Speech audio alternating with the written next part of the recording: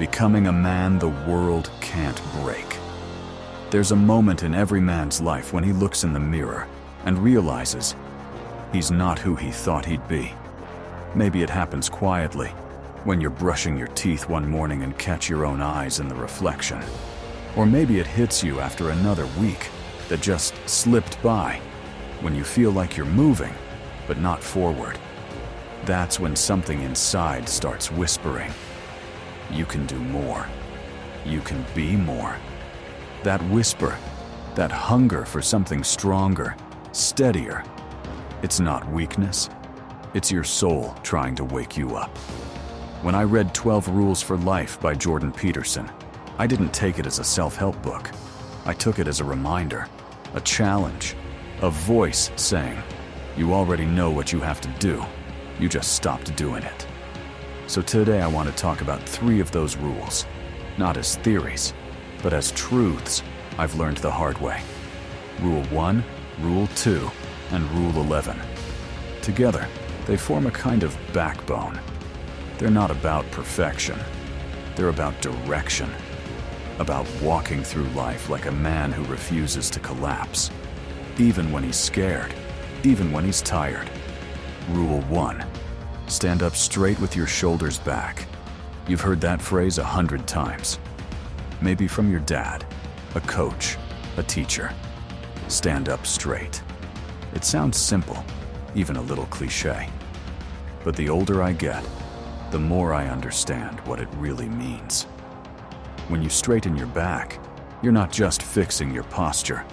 You're making a statement. You're telling yourself and the world, I'm here. I'm ready to carry the weight. Peterson compares it to lobsters, creatures that fight for dominance and whose body posture reflects their inner state. The lobster that wins stands tall. The one that loses collapses inward. You might laugh, but that's us. We walk through life like beaten lobsters, heads down, eyes averted, apologizing for existing.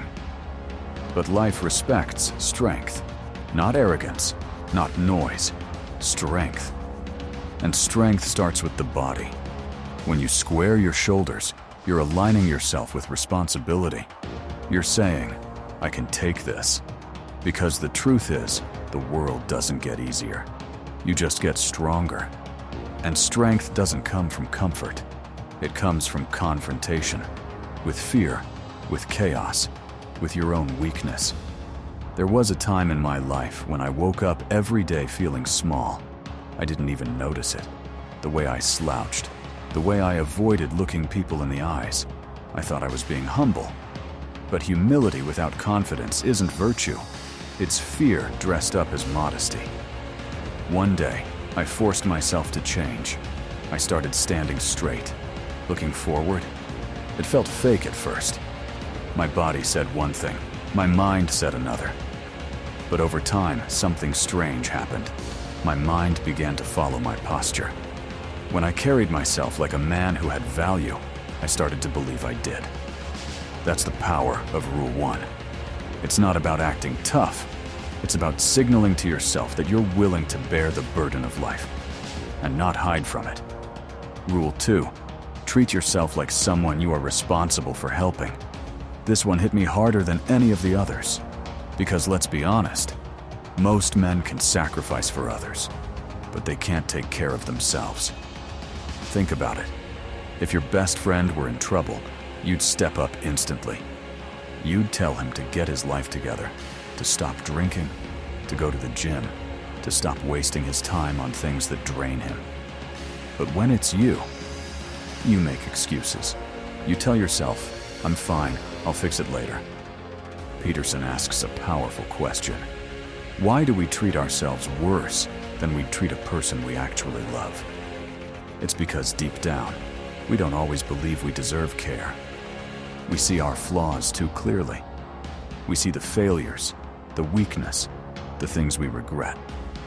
So we punish ourselves with neglect, but that's not strength, that's avoidance. Real strength is being honest enough to say, I'm not okay right now, and I'm worth helping. There was a time when I thought self-care meant being soft. I thought taking a break or forgiving myself was weakness. But the truth is, caring for yourself is a form of respect. It's saying, I matter enough to maintain this machine. My mind, my body, my purpose. When you start to treat yourself like someone you're responsible for, you stop living reactively. You start living intentionally. You start eating better, not because it's trendy, but because you respect your energy. You stop wasting time on people who drain you. You get organized. You follow through. And something shifts. People notice it. You become someone others can rely on because you finally learned to rely on yourself. If you want to know what kind of man you are, look at how you treat yourself when no one's watching. Do you abandon yourself? Or do you show up for yourself, even when it's hard? Peterson's second rule isn't about ego. It's about stewardship. Your life is a responsibility. And every time you neglect yourself, you're failing the one person you'll spend the rest of your life with, you. Rule 11. Do not bother children when they are skateboarding. This one, on the surface, sounds strange, but it's one of the most powerful lessons about masculinity in the whole book. Peterson isn't really talking about skateboards. He's talking about risk, about what happens when society tries to make everything safe. When we bubble wrap the world so much that boys forget how to become men. You see it everywhere. Schools that punish competitiveness. Parents who panic every time their kid climbs too high. A culture that teaches young men to be nice, but never to be strong. The problem is, safety kills growth. You don't become brave by being protected. You become brave by being exposed, by falling, by bleeding, by failing. When boys skate, they test themselves. They learn balance through pain. They learn courage through fear.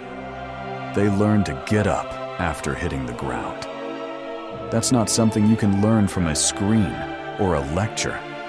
That's earned through struggle. And that doesn't stop when you grow up. As men, we still need that edge. We still need to push against the limits, to take calculated risks, to put something on the line. Otherwise, life becomes sterile. You might be safe, but you'll be empty. When Peterson says, don't bother children when they're skateboarding, he's saying, don't crush the spirit that makes men dangerous in the right way, because a good man isn't harmless. He's dangerous, but disciplined. He's capable of destruction, but he chooses not to use it. That's what makes him trustworthy. If you want to feel alive again, start taking small risks. Speak your mind when it's uncomfortable. Go after the thing you've been afraid to start. Confront what you've been avoiding. There's no life without risk, and there's no maturity without pain. Sometimes I think about all three of these rules together: standing straight, taking responsibility for yourself, and embracing risk. And I realize they're not separate ideas.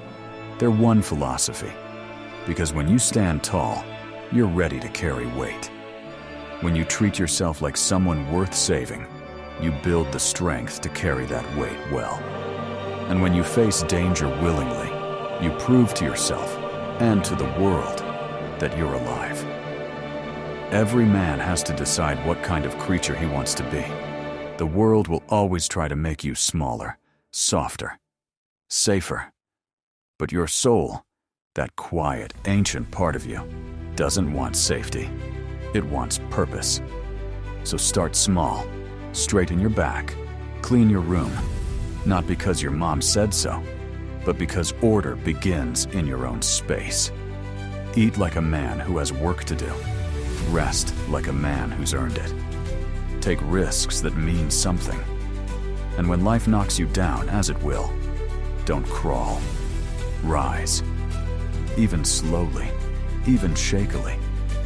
Because standing up straight isn't about winning every battle. It's about refusing to stay broken. You don't need to become perfect. You just need to become someone you can respect. The world doesn't need more passive men. It needs men who walk upright, look life in the eye, and say, "I'll carry my share of the weight." That's not arrogance. That's responsibility. That's what it means to be alive. That's what it means to be a man the world can't break.